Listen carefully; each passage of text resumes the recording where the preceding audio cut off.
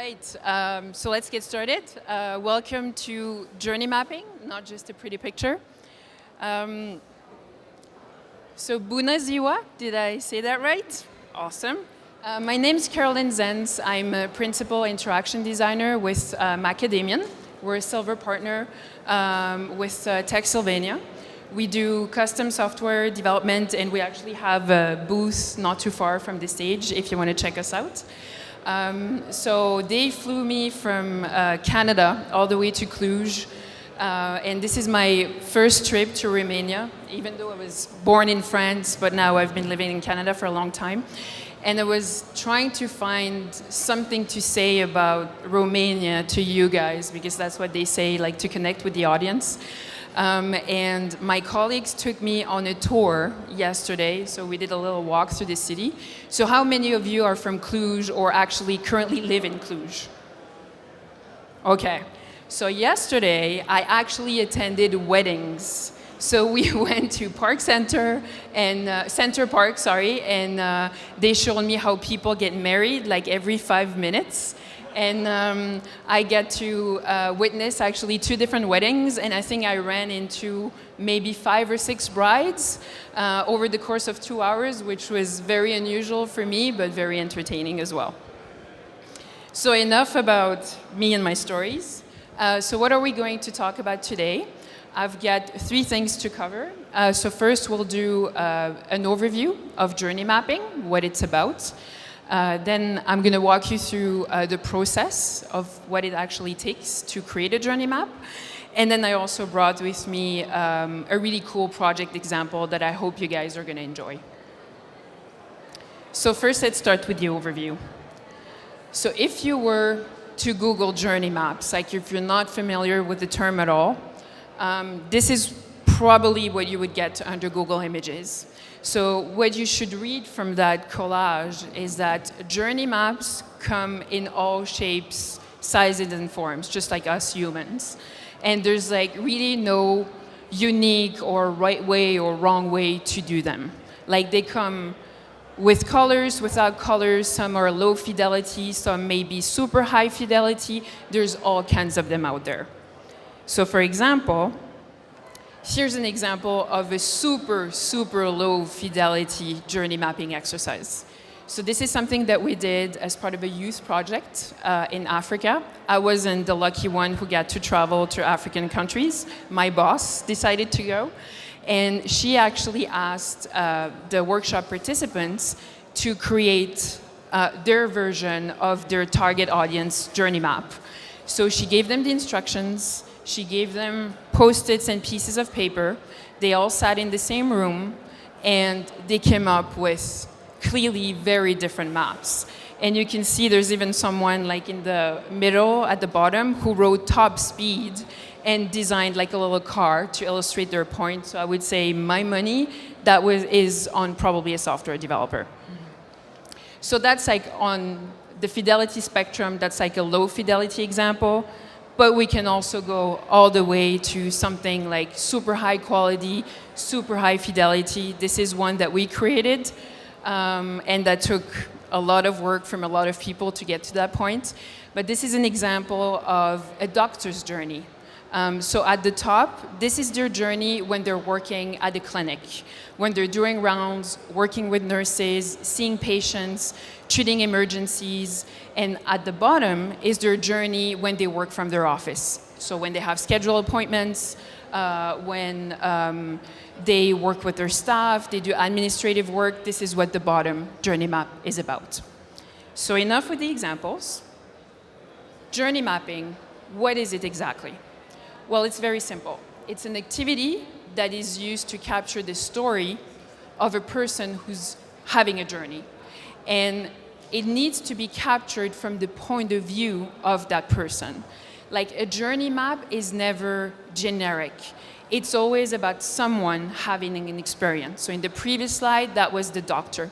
But it could be the patient, it could be a developer, an entrepreneur, it could be me as a shopper, like I love shopping for shoes. The journey could be about me as well. And you may ask yourself, like if you're developing a product or a service for your end users, like when you know exactly what you think should go into the software, why would you bother doing a journey map? Well, it's because it helps us understand the broader context of the person who's actually going to use your product. And believe it or not, like the fact that we're gonna map it out visually, it's really awesome to be able to take a step back and say, okay, this is what they're going through, this is where the gaps are, here we have some room like to make improvements. So in that way, it's really, really a nice, cool, and a nice exercise to go through. So I mentioned before, like you need to start from the point of view of a person. So in the UX world, we refer to those people as personas, right? That's your actor, that's your main character. So here are examples of doctor personas. And as a side note, like we at Macadamian are very interested in behavior change, like how do you get people to change their behavior? And I took a class like on the topic recently, and the teacher explained to us, they said, you know, in order for someone to change, you need to establish trust. If they don't trust you, they're never gonna do what you tell them to do. They're never gonna change their ways. And in order to create trust, you need two things. You need credibility and charm. So you can't have one or the other. You have to have both. And if you look at those doctors, they're like the perfect picture of trust. And the reason for that is that the credibility comes from the fact that you immediately recognize them as doctors, right? They're wearing the jacket, they have the stethoscope. That's what the credibility part comes from. The charm is from the smiles, from the guys wearing ties. They have a good haircut. They're tilting their head to show empathy towards their patient.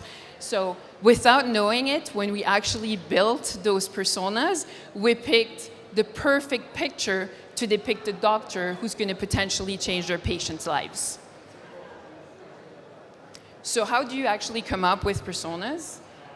Well, they're archetypes of actual users, right? So you should try to group your users into meaningful groups based on their goals, their motivations, their behaviors. So a persona could be the doctor, it could be the patient. Yesterday at Macadamian, we did a quick workshop on the same topic, and we had a software developer as an example of a persona. So you should always start with like that person, that persona in mind. So how do we come up with them? We just make them up. It's like the movies. Like, we can come up with anything, right? That's not true. We base them on real-world data. And how do we find that data?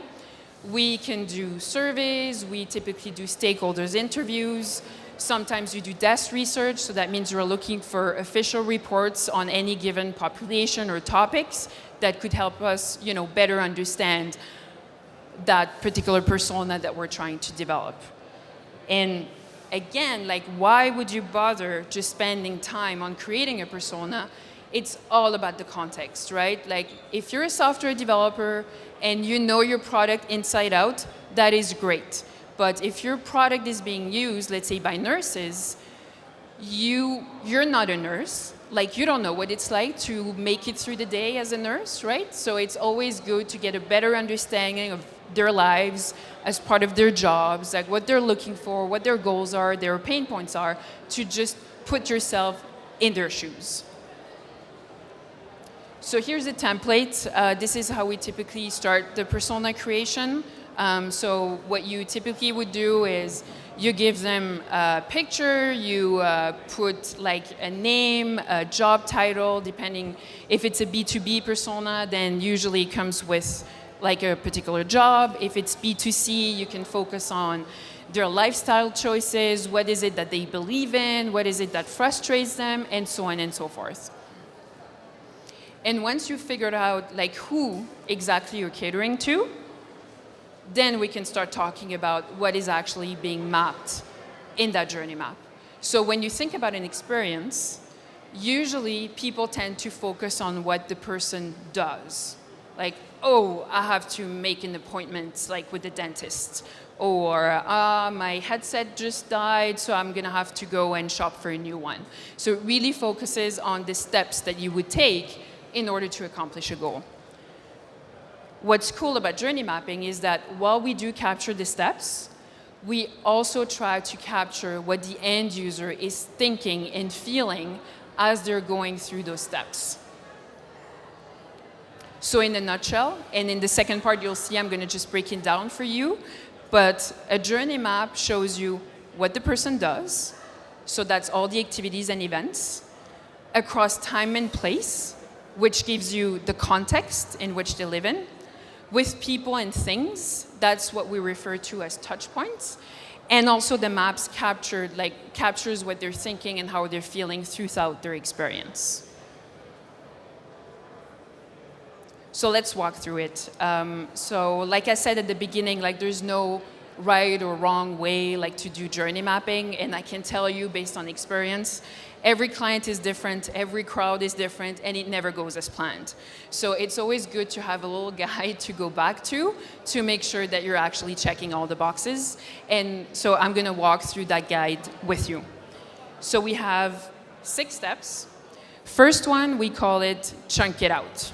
So basically you think about your customer's journey and you try to break it down into phases. So because at Macadamian we love healthcare, I'm going to give you another healthcare example. So if it's a patient going to visit a doctor, the journey could be divided into 3 phases. Before the visit, during the visit, after the visit, right? Or if you're shopping for something, it could be awareness, like you're aware that you need something new, research, you're looking for the product, purchase, you actually buy it, and then usage, you actually use it. Why do we break it down into phases? Well, because sometimes journeys are quite complex and they take a long time to capture, and it also provides structure, right, to your work. So if you look at it like on paper, this could be like a big sheet of paper, a whiteboard that you may use for your session, and the phases would be just detailed out like across the table. That would be like your column headings if you want. So once you have the phases, that's when you can start thinking about the doing, right? What is it that my persona needs to do and go through in order to accomplish their goals? What are those events, like those activities that they typically do as part of their journey? And that's where basically like you would populate the first row with, like, as UXers, we love Post-its. So we use all kinds of Post-its to just say, okay, phase 1, this is what my persona probably would do, phase 2, phase 3, and so on. And like other tips that we like to use is ask yourselves, is there a particular event that signals the end of a phase and the beginning of another? Like the patient, when they go to the hospital, when does the visit start? Is it when they're looking for a parking spot, or is it when they step into the office? Like, these are all really good questions that you can ask with the people you're doing the workshop with. There could be events that take more than one phase, right? That span across multiple phases. So this is also something that you would illustrate. Are there events that have dependencies? Like if the doctor does A, he may also do B, but he's never going to do B on its own. That's really important for us, like, to understand and capture.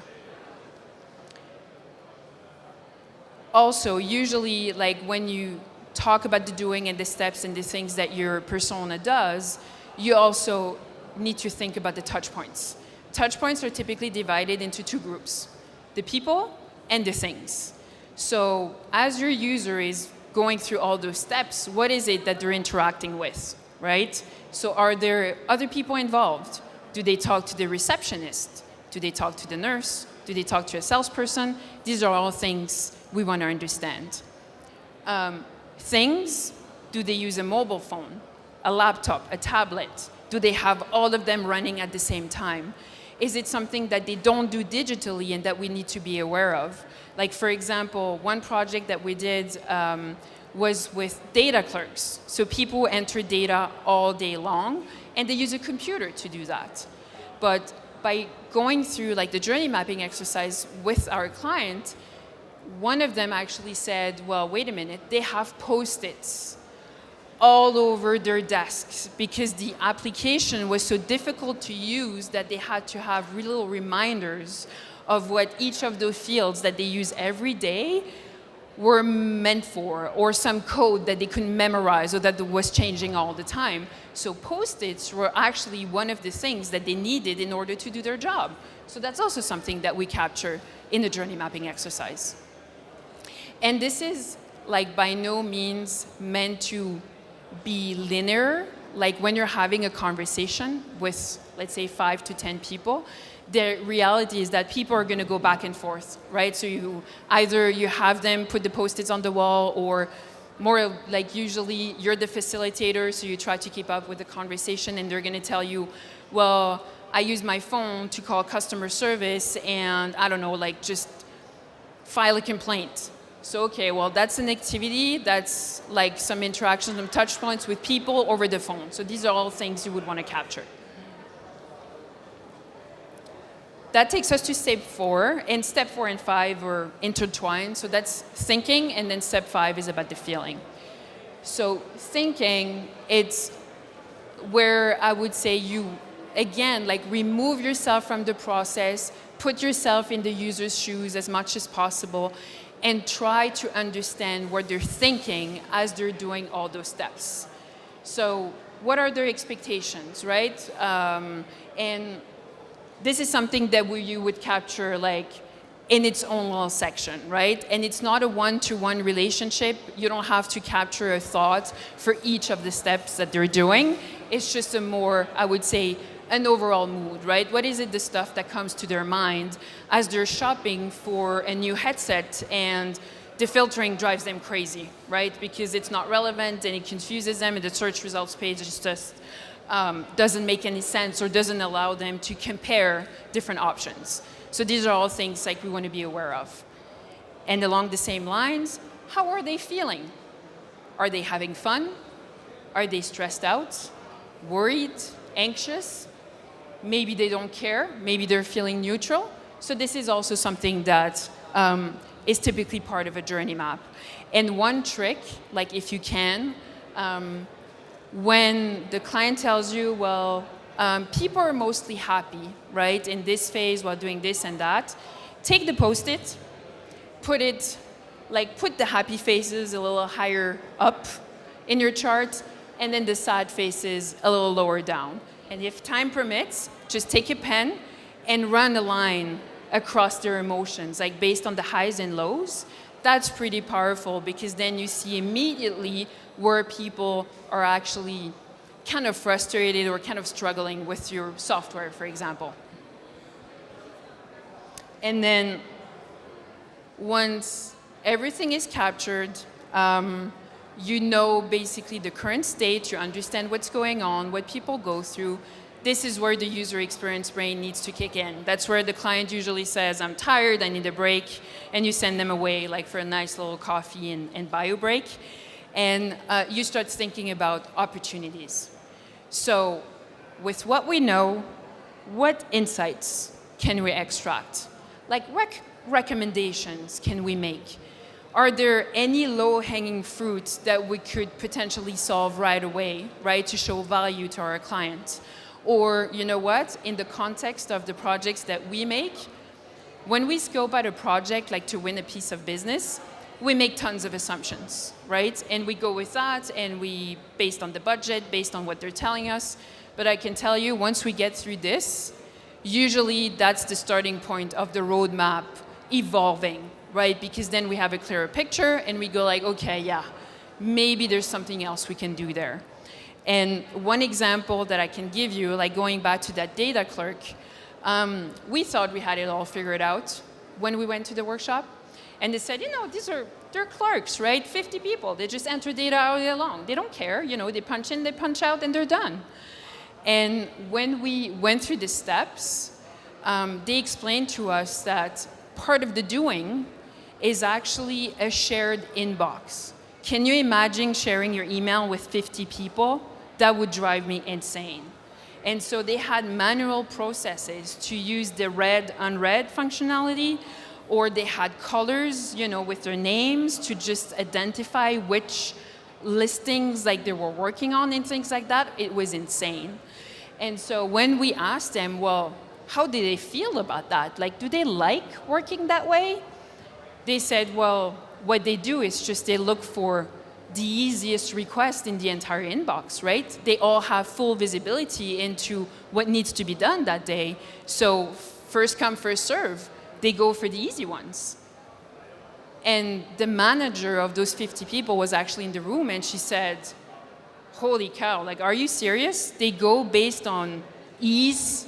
Like, that's just insane. So they wouldn't consider priorities. They wouldn't consider, like, requests based on the type. Like, we're talking about retail and grocery, so there were, like, fresh products, grocery, and so on. So they would just pick based on ease. And we had no idea before we went there, so we said, you know what? Maybe there's an opportunity there. Maybe the clerk should not be empowered to pick their own listings. In the new solution, actually first, what we had in mind was to replicate that inbox with better filtering capabilities. Well, guess what? After that exercise, the idea of replicating the inbox was gone. We changed that for an application where the clerk punches in the morning, and they actually indicate that they're available to work on a new request, and then whatever request comes next based on the priority is presented to them on the screen. There's no guessing, there's no filtering, there's no picking. It's the system that picks for them. So enough with the anecdotes and the examples. The last thing I think is important to know about journey maps, it's once the work is done, like you have some awesome ideas, you feel confident that you have a good understanding of that user's journey, you know where things can be improved. The last part, which I find sometimes is the most difficult part, is to know how to tell the story right. So you've got your facts straight. Then it's time to sell it to the customer, right? So how do you clearly communicate the journey to others? So you started with phases, right? So it's very much time-based, but should you make it emotions-based, right? If people have lots of ups and downs, maybe when you present that journey map to the client, you're going to focus on the emotions. Maybe the physical context is important, right? If they're at home versus at work, they have different behaviors, so maybe that's the most important part. And so, in summary, you should think about all those elements that we've seen as building blocks, right? They're building blocks that help you tell the story of a person's journey. And what's awesome about journey mapping exercises is that it helps you create a shared vision, either with your colleagues, like if you're a startup and you want to get on the same page, or if you're in the services business, it's a great way to start a conversation with your client. And to have something that visual and that fun, I would say, to look at in a memorable and concise manner, that makes it such a powerful tool to share with others. And so I brought a project with me, so I cannot share the name of the client or give too much details, but I thought it would be still fun for you guys to see. So this project was about improving tools for nephrologists. Nephrologists, that was a hard term to learn and remember, but these are kidney doctors. And the next few slides, I just want to show you not so much the process to do the journey map, but what it actually took in terms of research and work to be able to do a journey mapping exercises with our clients. So we had members of the Macadamian UX team, so one user experience researcher, one interaction designer, who were tasked with interviewing the kidney doctors, observing them in their work, during the day, and then debriefing with them at the end of each day. And in terms of numbers, we're looking at 8 days that they spent on site, running after doctors, across 7 different practices. And also they did all of that in one trip. And because it was in 7 cities across the US, they would travel one day, be with the doctor the other day, then travel to the next destination, and so on and so forth. And I think it took like a little over 2 weeks to get it all done. And the people they interacted with was like 12 doctors and 4 members of the medical staff. So, and like that wasn't like fun and exhausting enough. The client actually said, you know what? I'm paying a lot of money like to get this done, so I'm gonna send someone from my team to assist your team. So they were paired, not to say stuck, with a client representative who had no formal training in user experience research. And if you're familiar with research, you know that people go to school to learn those things for a reason. Like there's a way to interview people, like there are ways to observe people, not to introduce bias and things like that. And also in that particular context, it's healthcare. Like those doctors were seeing patients with very serious kidney conditions. And I don't know if you've ever been to the doctor where sometimes they bring like 5 students to just, you know, be there as you show like the rash that you have in your back. Like it's not really fun. So there were all kinds of forms that had to be created, filled out by the patients, like to get, you know, their permission to observe and so on and so forth. So my colleagues actually came up with the idea of creating a kit that basically taught that client representative the do's and don'ts of UX research. So he had to get familiar with a kit that was pretty thick to just make sure he wasn't interfering with, you know, all the research that was being done, because they only had one shot at this, right, on each site that they visited. And once this was all done, they took all their notes and then they flew to the client to do a 2-day workshop to do the actual journey mapping exercise with them. So they had all the information from all the research, and they presented that to the client stakeholders. So we had different members, you know, like marketing, research and development, IT, management, like there were all kinds of people involved, and they had them map out the doctor's journey based on those findings and their own understanding of their clients. And one thing to note, that was actually pretty cool, they took pictures as much as they could during the observations, and they actually printed them and had them on the wall at all times. So those people do not see doctors on a daily basis, even though they're their customer. So it was good for them, you know, to see the work, like their tools being used in action to make, you know, that exercise like easier and more relatable. So that took place over the course of 2 days. The first day was spent on the doing, the thinking, and the feeling. That took the entire day. On the second day, in the morning, they focused on all the pain points. Where is it that things aren't going great? And then the afternoon was spent on really discussing and dissecting the opportunities. So now that we know what's wrong, what is it that we want to, you know, do about it? Like if the tool that they're using is good, can we make it better? If it's really bad, how can we fix it? And so on. And then my colleagues flew back to Ottawa, Canada, and it's only then that the light bulb went on and they had a breakthrough, because the journey of a kidney doctor is just so complex and they had so much information to process that this is where they made the decision to actually split it into 2. And it shows, that's the example that I showed you guys at the beginning. At the top, you have the doctor in their clinic. And if you look at like the pink zones, these are the emotions, right? So lots of ups and downs, like lots of lows when they're treating emergencies and things like that. Whereas at the bottom, like still a lot going on, but a little less intense. The journey map at the bottom depicts like when they're working from their office and their schedule is a little bit more predictable. And that was like the end product, if you want, of that journey mapping exercise.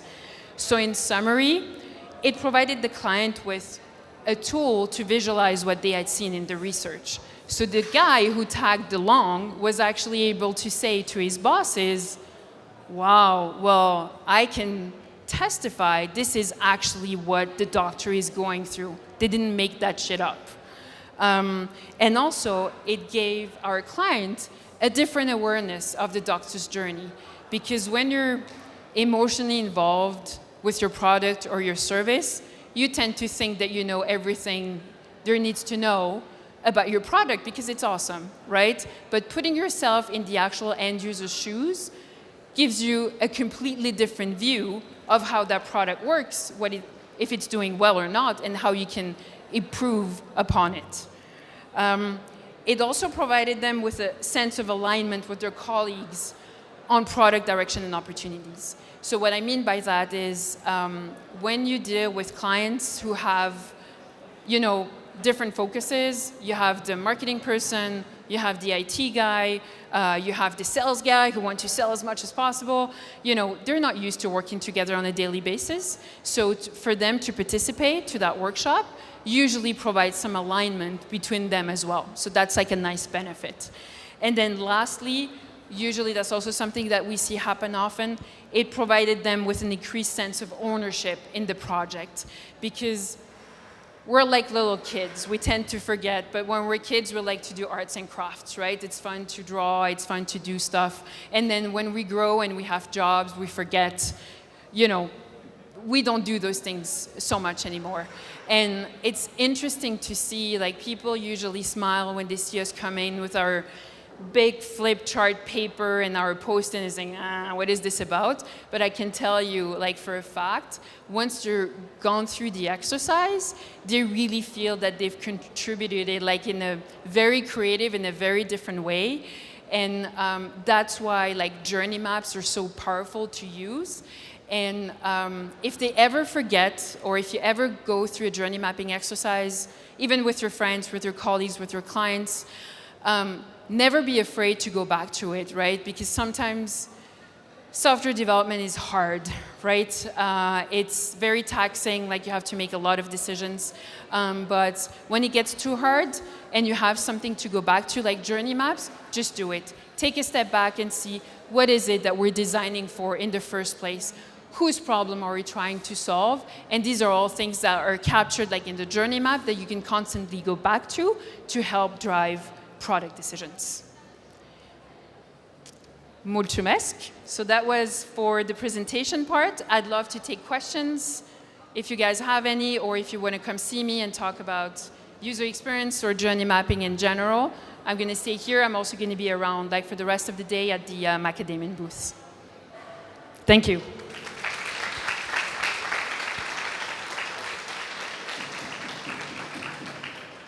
Do we have any questions?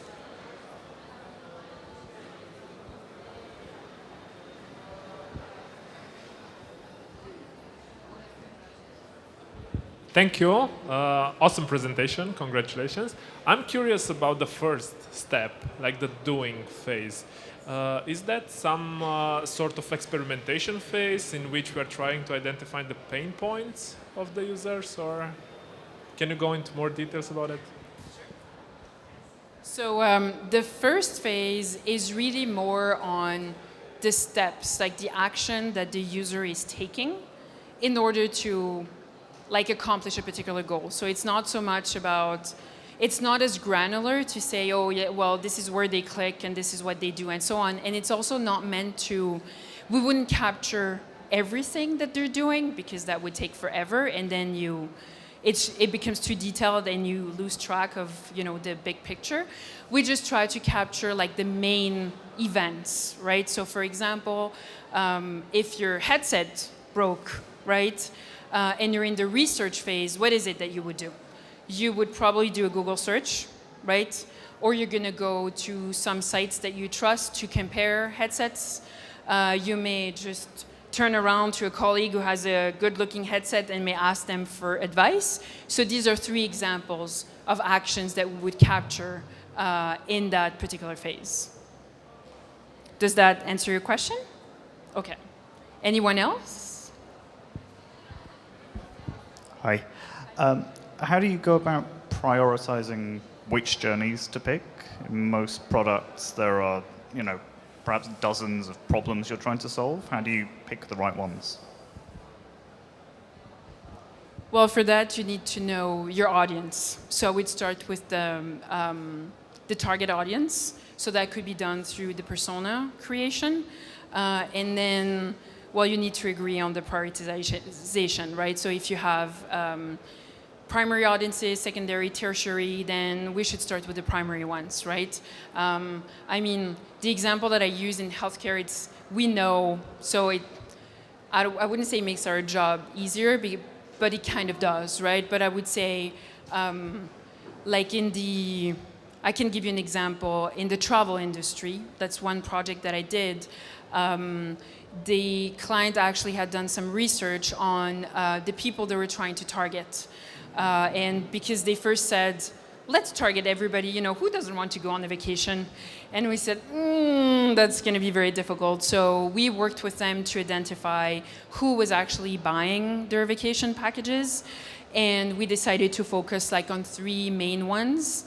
But that required research and also a lot of discussions and negotiations with them, because otherwise, first, you're not going to be able to stick to your budget, right? And it would make like the conversation so much more painful with the client. So that's something I would encourage people to do from the get-go. If they do not know your audience, try to find a way like to get to know it as much as possible, because it has to be based on real-world data as much as possible, right? Because if you do have a product, but if you do not know who's going to use it, then you're in a pickle. Like I would say, let's just sit down somewhere and let's start journey mapping this together, because otherwise it's never going to sell. Anyone else? Yep. So in the context of the whole cycle of product building, do you reuse this in the evaluation phase, for example, after you've done design? I would say typically we don't. When at that point in time, we're going to do usability testing, for example. Or you mean, well, actually, what do you mean by evaluation? Any type of, so you mean to pick the proper product, or you're talking about evaluating the software that you developed? Okay, so what you developed. So I would say in that case, because we have something tangible, we would do usability testing, but we would reuse pieces of the journey mapping exercise, or at least the personas, and build what we call a protocol. So we're going to take the software and see what it does, identify some tasks, right? What is it that you want your user to do? Is it to complete a transaction? Is it to run some kind of medical test? And then we're going to actually test it with real users and tell the client whether or not that went well, and based on that, make some recommendations on how to fix the issues that we found. Like journey mapping, I would say happens 99% of the time at the very beginning. The client has to be open to it, which is not always the case, because they're like, I don't need this, I know my product. Doing it halfway through the development wouldn't bring any value, because at that point, if we burned like 6 months of work already and we find out that it wasn't the right thing to do, that wouldn't make us like a good partner. So as much as possible, it's something that you would do just at the beginning.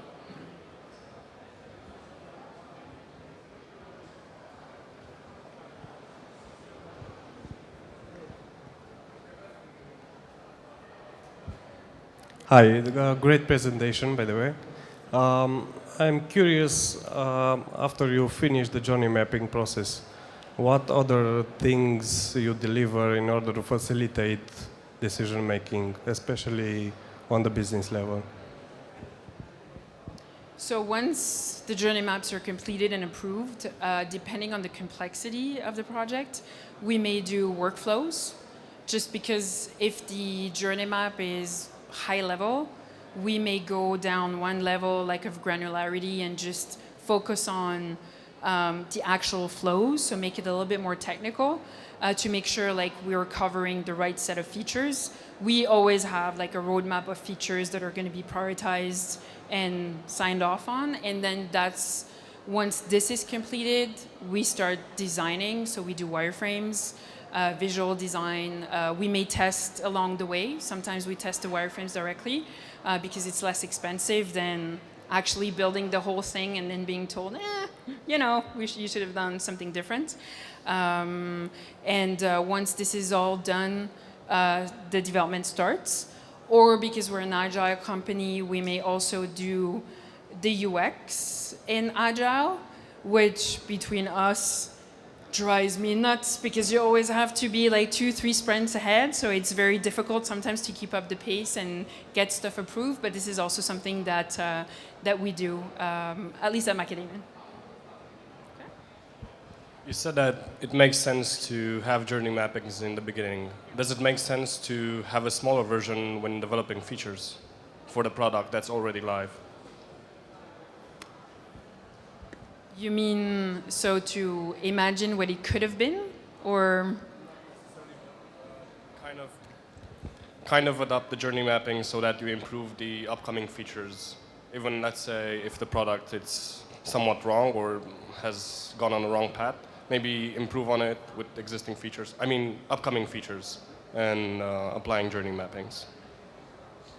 Yes, absolutely. I would always advise to start with the current state, right? Do a journey map based on what you know today. And then you can also do journey mapping based on ideal state, right? Again, depends on how much time you have, how much money you have, because if a project is set to be small, you're not going to try to depict like what a Ferrari is going to look like because they're never going to get it. So that wouldn't be a good idea. But if you're looking at features, I would say journey mapping could be one way to get people aligned. My other advice to you would be hire a UX designer, right? Just have someone from the UX side take a look, ask you a few questions to understand what is it that you're trying to do. And see if they can make some recommendations, right? That would be probably like a low-cost option and a good option that isn't overwhelming to start with.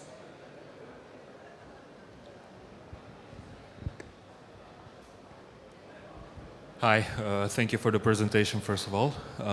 My question would be, do you have some advice on getting buy-in from a customer to perform such an activity? Because in my experience, there's some skepticism on investing this effort, and I've even seen cases where the customer wants a discount on the product because they performed this effort. Do you have any experience with this or on how to do this negotiation? Well, the negotiation, I'm not so sure, like not a salesperson, but I can tell you that what you're experiencing is not uncommon. We face it all the time, that when you're really software focused, they don't see why they would spend any money on this. We're lucky that we have a dedicated pursuit team who pitches all day long, you know, to just sell the value. I would say leading by example is always good, but sometimes you don't always like have them, right? So I know that can be a challenge. We have like case studies, portfolios that we share. We try to show them the value of it as much as possible. Sometimes I would say in my own experience, I like to use examples that didn't go so well, that are similar to their case, to say, well, didn't do it, which was fine, but this is where they are now, right? Without insulting them, because also, I mean, you know, you're also trying to build a relationship with the customer, but this is very common, and it's just keep pushing. I would say if they're not into it, expect them possibly to never be into it. Sometimes like there are people who do not understand the value of user experience as a whole.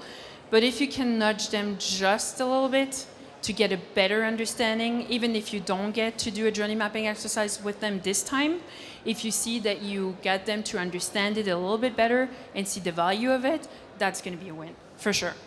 But it's hard. I know it's a hard job. All right. I think that's it for the question. Well, thank you very much for attending and enjoy the rest of the conference. Thank you.